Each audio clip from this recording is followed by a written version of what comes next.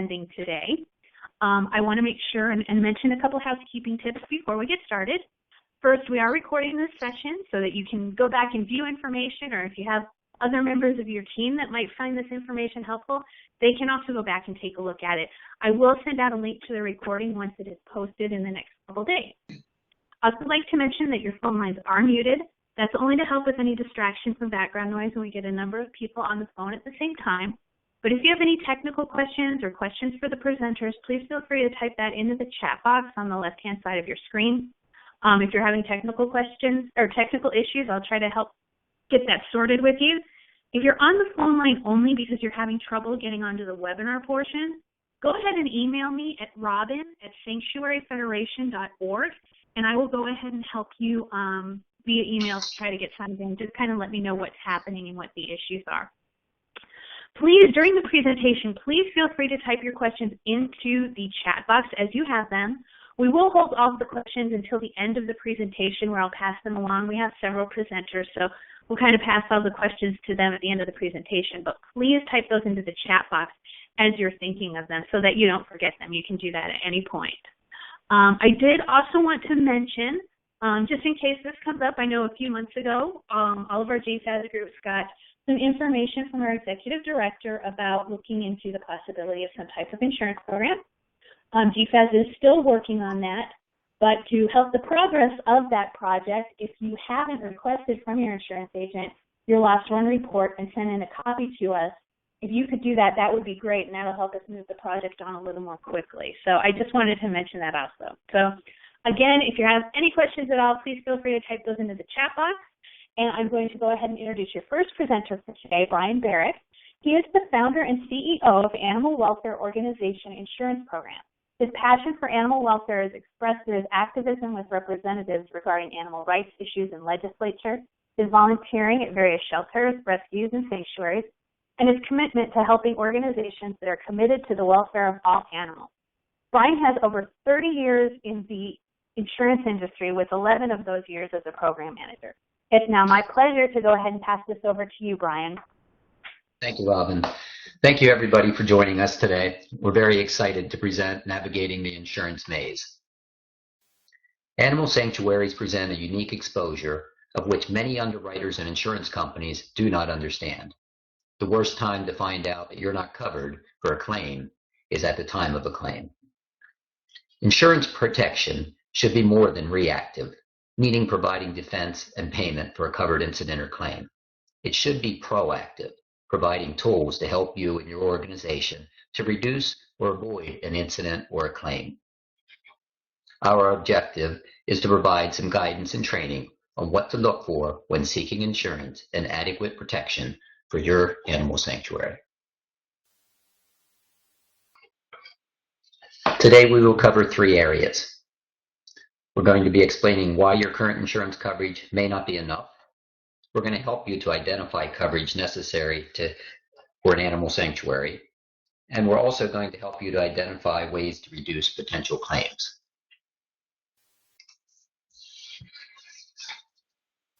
The Horse Council around the United States have worked diligently to help protect the rights of horsemen everywhere.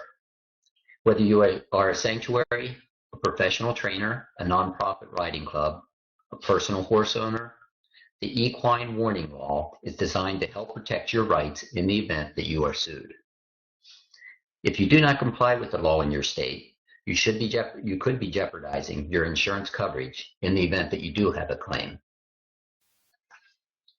There are only a few states that do not have an equine activity statute, including California, Maryland, Nevada, and New York. You may be thinking, I don't need insurance because my state has an equine activity statute. Don't be fooled. Equine activity statutes are often misinterpreted as get-out-of-lawsuit-free cards. In reality, equine activity statutes are limited in scope. And other than serving to discourage some potential plaintiffs, they do not prevent lawsuits at all. Rather, much like a liability release, equine activity statutes provide a potential affirmative defense to claims in a lawsuit.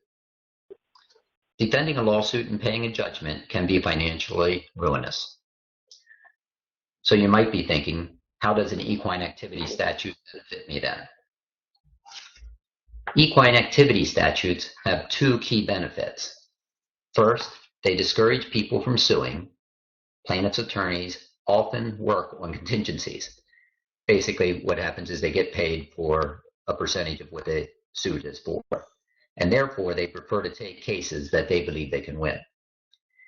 If an equine statute means the case will be harder to win, plaintiffs' attorneys are less likely to take the case. Potential plaintiffs will therefore have more difficulty in finding an attorney to represent them, resulting in fewer lawsuits filed.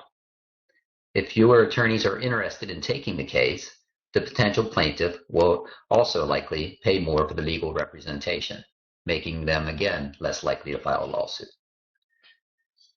By reducing the available legal defense, equine activity statutes may also result in earlier settlements or lower settlement amounts. Equine activity statutes can also help end the lawsuit earlier, thereby reducing the defense costs. If a lawsuit is dismissed pre-trial, the parties can avoid preparing for and going to trial, typically the most expensive part of a lawsuit. So what are the disadvantages of the equine activity statute? First and foremost, many people have the misconception that an equine activity statute gives them immunity from liability. They may believe that because their state has an equine activity statute, they do not need liability releases or even insurance. Those beliefs are simply false. Even in a state that has an equine activity statute, you can be liable for negligence and willful misconduct. Most equine activity statutes are very specific about the exclusion. As an example, Pennsylvania equine activity statute states nothing shall bar or limit the liability of an equine activity sponsor, equine professional, or any other participant if they were grossly negligent or committed an act or omission which constitutes willful or reckless disregard for the safety of the participant, and which caused the injury or death or intentionally injured the participant. Of course, oftentimes it is up to the courts to determine if the act was gross negligence, willful or reckless disregard, or caused intentionally.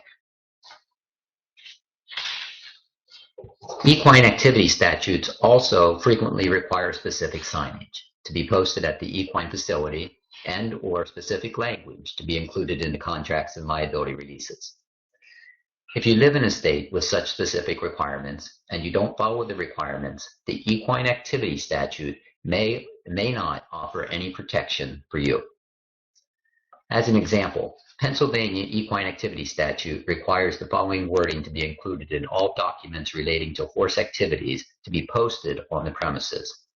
And the sign needs to read specifically, warning, under Pennsylvania law, an equine professional and equine activity sponsor is not liable for any injury to or death of a participant in equine activities resulting from the inherent risk of the equine activities. Equine activity statutes provide protection only for defined groups, and who belongs to those defined groups varies from state to state. As an example, Ohio equine activity statute specifically includes veterinarians and equine reproductive technicians as equine professionals, but Oregon equine activity statute does not. The definition of equine and equine activity also varies from state to state. Again, using the example of Ohio, the Ohio equine activity statute includes zebras and alpacas as equine, while Oregon equine activity statute does not. Equine activity specifically includes shoeing a horse in Ohio, but not in Oregon. The bottom line, if you live in a state that has an equine activity statute, don't assume your state's equine activity statute covers you and what you are doing. Make sure you read and understand the full text of the statute. If you aren't sure, ask an equine attorney practicing in your state. Check to see if your state's equine activity statute requires posted warning signs, and if it does, put them up. Don't hope that someone else's liability release form will protect you. Have an equine attorney review your contracts, releases, and other horse-related documents to make sure that they include any required language. Make sure that your existing insurance covers all of your horse-related activities and that the limits of the coverage are high enough to provide adequate protection for you and your organization. Familiarize yourself with your policy's terms, especially the exclusions and the claims process.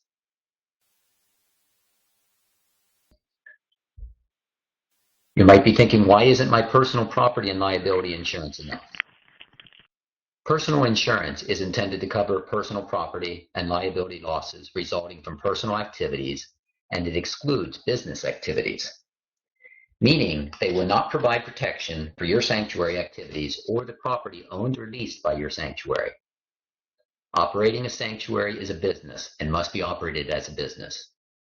Part of operating a business is to manage your risk through proper maintenance and procedures to minimize your risk of injuries, incidents, and accidents, as well as provide proper insurance protection should you suffer a lawsuit, property damage, or other types of claims against you, your board of directors, and/or your organization. This is properly done through commercial insurance policies.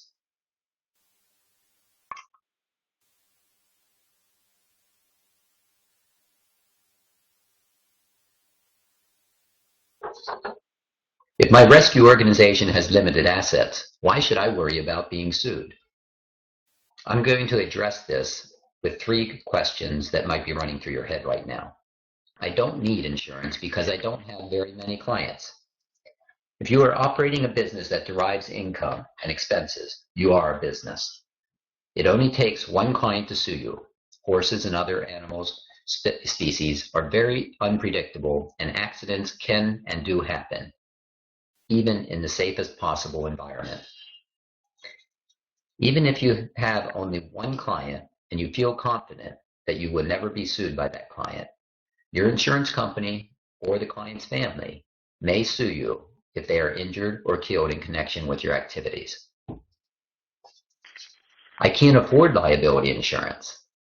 Many sanctuaries are not particularly lucrative, and therefore it is often tempting to go without insurance because it seems cost ineffective. However, given the cost of defending just one lawsuit could be tens of thousands of dollars, and all of your assets are at risk, you really can't afford not to have insurance. I don't need insurance because I don't have any assets. This excuse also doesn't make financial sense. If you are not making any money and have very few assets, your financial situation makes it even less likely that you can afford the high cost of defending a lawsuit. Insurance serves to protect the assets that you have worked very hard to obtain.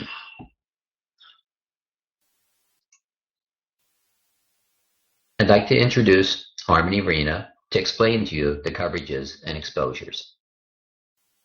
Good afternoon, everybody. What is general liability? Well, general liability will protect organizations from claims of injury, property damage, and negligence related to their activities. What is included under a general liability policy? It does come with multiple coverages, which will start with the each occurrence, which would cover an accident or loss that occurs at a specific time and place over a period of time. An aggregate would be the total amount of money paid out by an insurance company for the policy term, which is typically a 1-year policy.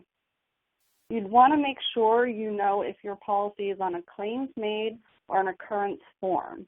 The claims made for losses will only cover a loss during the policy period, whereas the occurrence form will provide coverage whenever the claim takes place, as long as you had a policy in effect during that time period the claim occurred. Next would be the personal and advertising. Personal injury would provide coverage for lawsuits arising from slander or false arrest as a result of you calling the police due to a visitor attempting to come on to the organization that was not known or was not invited or was not permitted. It would also provide it for slander of another person or organization. The advertising injury would cover for unintentional false advertisement or misrepresentation in advertising, which a prime example would be if your organization's mission statement and it was advertised a certain way, and the objective of your organization and the public feels that information to be false, they could bring suit against your organization, and this is where you would have the protection to defend yourself in this type of lawsuit. Next, we have products completed operations. This provides coverage if an animal were to get sick or gets food poisoning as a result of a food or product prepared or sold by your organization and resulting in a lawsuit. Another example would be if you're selling homemade soaps or lotions and a customer has a reaction to that product and would result in a lawsuit. Another coverage under the general liability policy is damages premises rented to you. This would provide coverage for the property damage to any one premises while rented to you or temporarily occupied by the organization with permission of the owner. So say you host a fundraiser at an off-site location such as a fire hall, and there's damage done to the hall, you could be held liable for those damages where the owner of that building would expect to be reimbursed for the damage. This coverage would protect you in that case. The medical payments under the general liability policy would reimburse others for medical or funeral expenses to a third party as a result of bodily injury or death by accident under the conditions specified under the policy. So an example for this is if you had a visitor on your premises and they fell and broke an arm, the medical expense would cover up to the amount stated on your coverage form for the medical bills without a lawsuit having to be brought against your organization. Another type of coverage would be professional liability. This pays for the sums the insured professional becomes legally obligated to pay as damages because of bodily injury, personal injury, or property damage. This would include professionals such as hypnotherapists, teachers, or social workers that donate their time or volunteer for your organization. That professional liability, this would pay for the sums of the insured becomes legally obligated to pay because of any act, error, or omission of the insured committed in the course of the insured's professional veterinarian services. Next, we have abuse and molestation liability. This would be for the defense of a sexual or physical injury or abuse suit of any child, including assault and battery and or improper touching. An example would be, say you had a 4-H group come onto your premises for a field trip, and there was a claim that one of your volunteers was accused of touching or assaulting one of those children, and your organization was brought into a lawsuit due to this claim. There would be coverage for defense in this type of coverage under abuse and molestation. Next, we have the special event liability. This provides coverage for the smaller events the organization attends, hosts, and or sponsors on and off site, which would typically have under 300 attendees and or alcohol would not be served.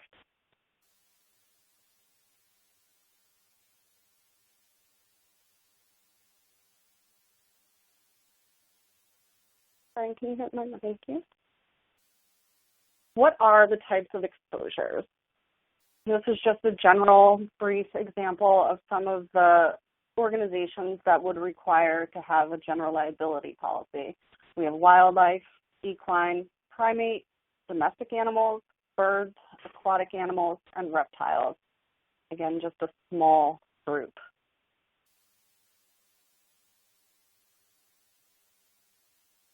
How does this and the type of coverage vary depending on different types of rescues and sanctuaries?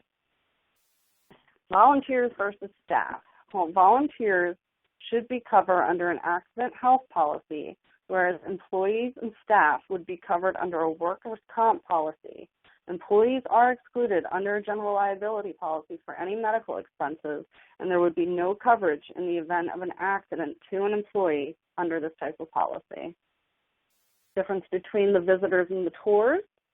Visitors who have permission to be on the organization's premises would be covered under their general liability policy in the event there was an incident, whereas a group tour visits the facility or the property, liability responsibility would then shift to the company or the organization that was hosting the tour, as they would be liable for their group. Types of animals.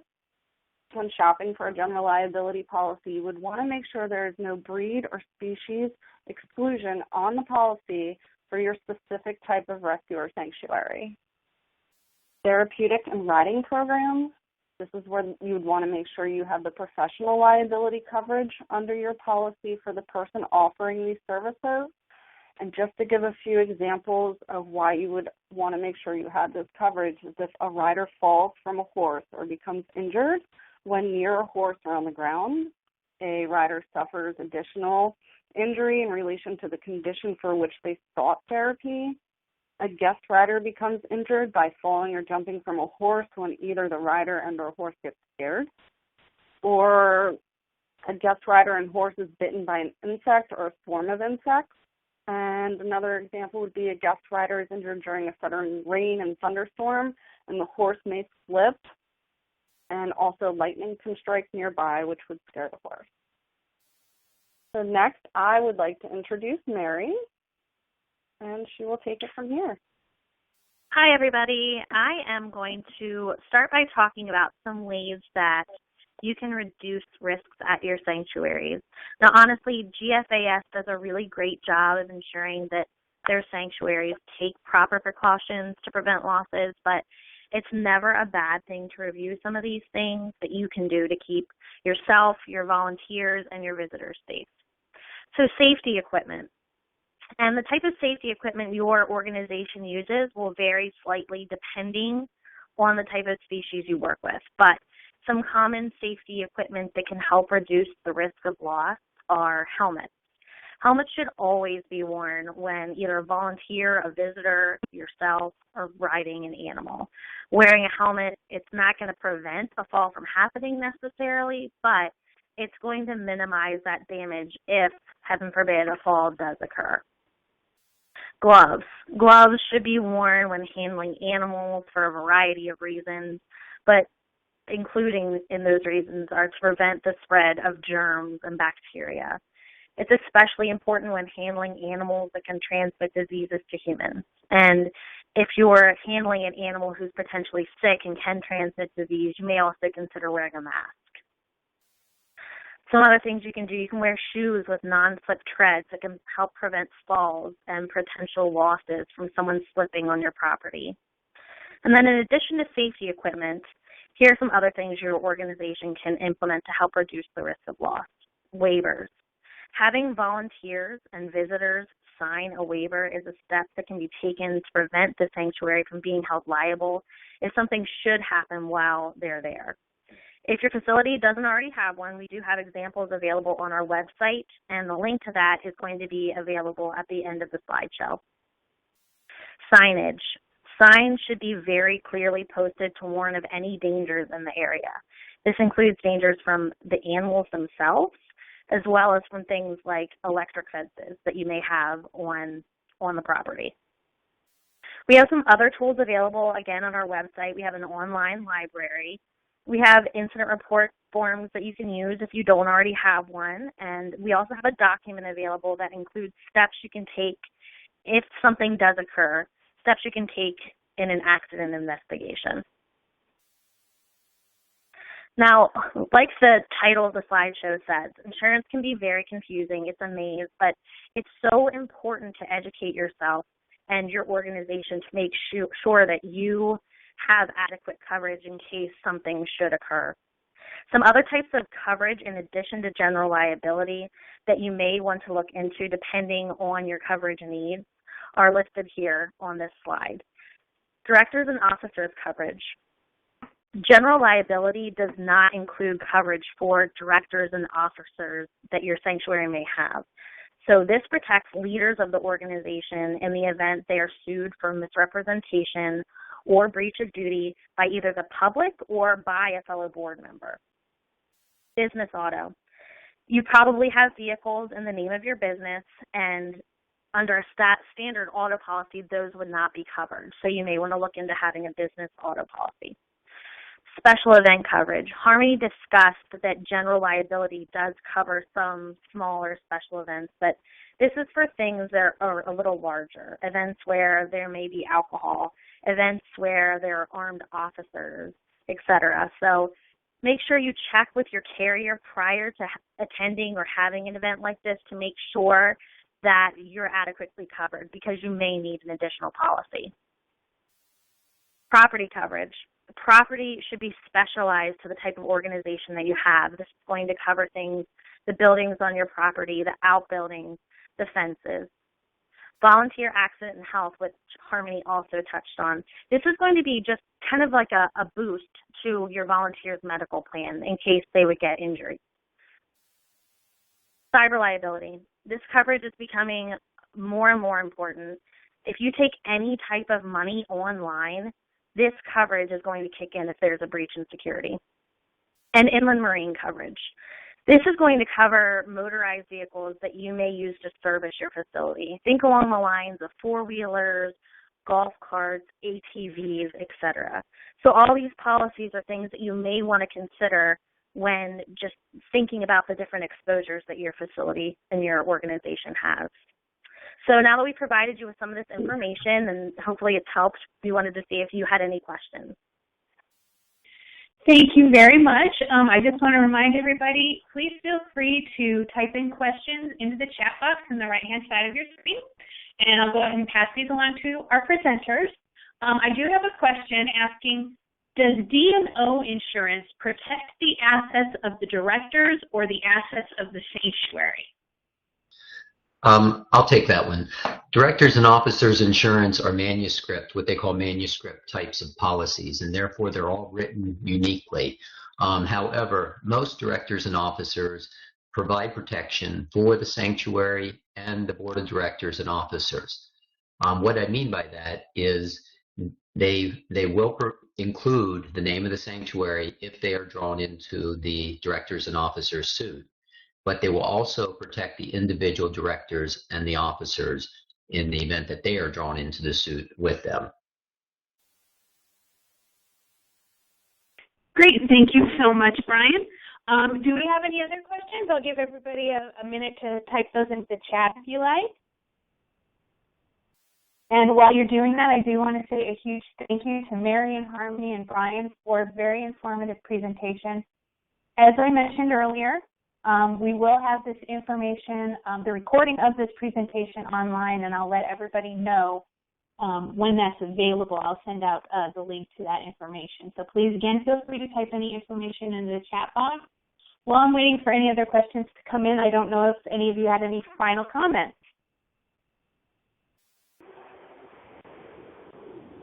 Are you speaking to us, Robin? I'm sorry. Yes, I'm sorry. Yes, I'm sorry. Yes, Brian.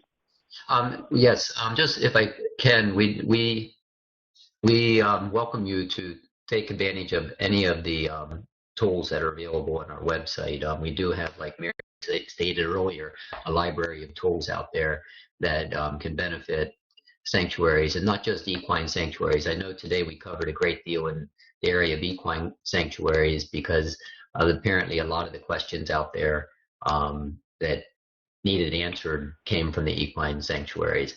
But we do have tools, and we work with other types of sanctuaries, including exotic animals. We work with donkey sanctuaries and so forth. Thanks, Brian. I do want to mention we just got another question in. Let's see. We've got a few coming in, so I'll start passing these along. Is it important to prove that a waiver is read and understood? Mary, do you want to try that one? I think we lost Mary. Sure. I'm here.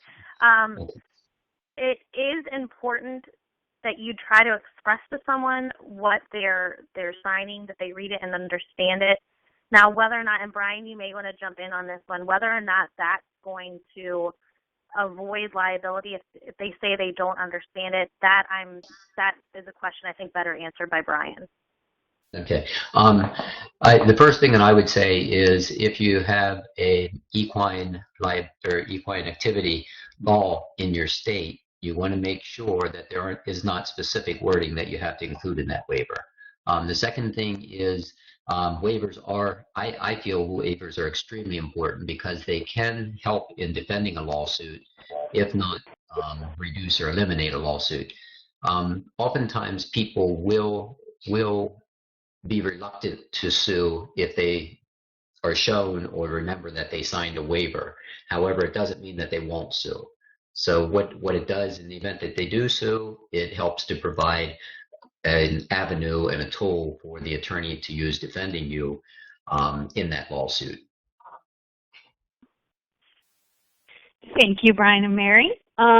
We got another question asking, our current policies expire next March and April. How far ahead should we be searching for insurance? Harmony, would you like to take that? I sure would.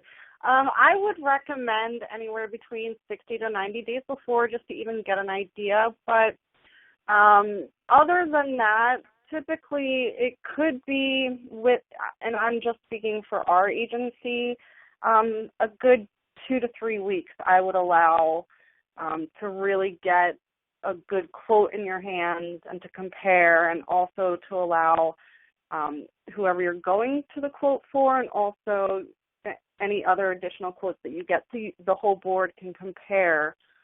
We understand that the boards meet maybe once a month, so I would try to do it the month before your next board meeting, before your policy expires, if that's not too confusing. Thanks, Harmony. Mm-hmm. We have another question asking, could you elaborate on the cyber liability and how it protects us if we take online money or take money online? Sure. Mary, do you want to give that a shot to start out? Sure. Cyber liability is going to protect your organization. If someone donates money and there's a breach and they lose that money for whatever reason, we are going to, cyber liability would kick in to help to reimburse those losses in case that person who donated the money comes back and sues your organization. In addition to that, cyber liability will, in the event that you have a cyber breach, there are certain laws in different states as well as federally that you have to comply with, and you have to notify everyone, which can be a task in itself. And sometimes it's best to use an outside source for that, to do that. And again, cyber liability picks up those expenses too. It depends. Again, cyber liability, I should state, is a manuscript policy, so every cyber liability is written differently. Thank you very much. And then we have another question, and we obviously have the group that's presenting today, Animal Welfare Organization Insurance Program. But beyond that, can any of the speakers provide us a list or give us a list of insurance companies that will actually cover an animal sanctuary or horse rescue? I'm in Southern California, and I'm very limited in the number of companies who will even give me a quote. Okay. In Southern California, I'm going to let Harmony pick up on this, but we're an agency or a program manager, and therefore we work with different insurance companies. I'm assuming that the question is insurance companies and not agencies. So I'm going to let Harmony pick up on some companies. Yes, we actually do write with a company that does provide coverage in South California, and actually all in California. But then again, and there are other companies out there, you would just have to, we would require to know the exposures of what the sanctuary is doing. So you can always contact me personally, and I'd be more than happy to start working on that and looking into other avenues of companies for you. But I do know we currently do have a company that does write in California. Thank you very much. Back to cyber liability, I have a question about that. If you are using a third-party service for collecting donations, do you need cyber liability? Okay. I'll start on that one. Mary or Harmony, if you want to jump in, you're welcome to, please. If you're using a third-party service, I suggest strongly that you confirm and obtain evidence of insurance, naming your organization as additional insured, that they have cyber liability. Cyber liability is a huge issue out there in the world right now. It's not just in the United States, and it's growing, and they're finding avenues to bring suit and to get into our space, basically, and share that information with others more and more every day. So it's a growing area. If you're contracting it out, please make sure that the third party does have the insurance, and that you have evidence that they have the insurance and you are added on as additional insured. Great, thank you very much. We have another question. Can a rescue be held liable for actions caused by an adopted horse? Okay, I'll let Harmony start on that one. I might interject. Mm-hmm. That's fine. Yes, ultimately, again, this is where your adoption contract would come into play.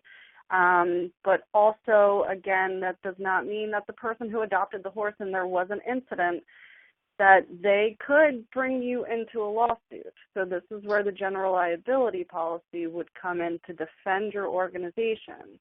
But again, it would all depend on how your adoption contract reads. Brian, is there more on that? I just wanted to make a comment. Okay, one thing that the courts look at carefully is the agreement, the adoption agreement, which Harmony referenced. And if you are stating that the equine or any animal that's been adopted out has to be returned to your organization in the event that the adopting family or home or individual chooses not to keep them anymore, the courts look at that as you never gave up ownership, and therefore they will hold you more in a higher degree of responsibility than if you stayed on there and basically left it open for them to bring the animal back to you. So that I know that's tough to do, and that's why you're in the sanctuary business, is because you want to make sure that those animals are protected. And if the family or the individual isn't going to keep them, however, I'm telling you what the courts look at from our experience. Thank you. We had a question asking, do you have samples of adoption agreements on your website? Harmony? We do. We have those tools available on our website. Great. Again, thank you. If I can state this, please, any of the forms on the website, okay, they are samples. We do suggest strongly that you have them reviewed by your attorney because things may change from state to state. Thank you very much. It looks like that's all the questions that have come in at this point. If anybody has some follow-up, please feel free to type that in. But again, I just want to say a huge thank you to Brian and Mary and Harmony for a really informative presentation. A lot of great information you passed along, so we thank you so much for that. I will, again, let everybody know when the link to the recording is up and pass that along to you. But it looks like we've got all the questions. So again, I want to say thank you to everybody for taking the time to attend, and thank you so much to our presenters for today. Thank you. Thank you. Okay, thanks everybody. Have a great day.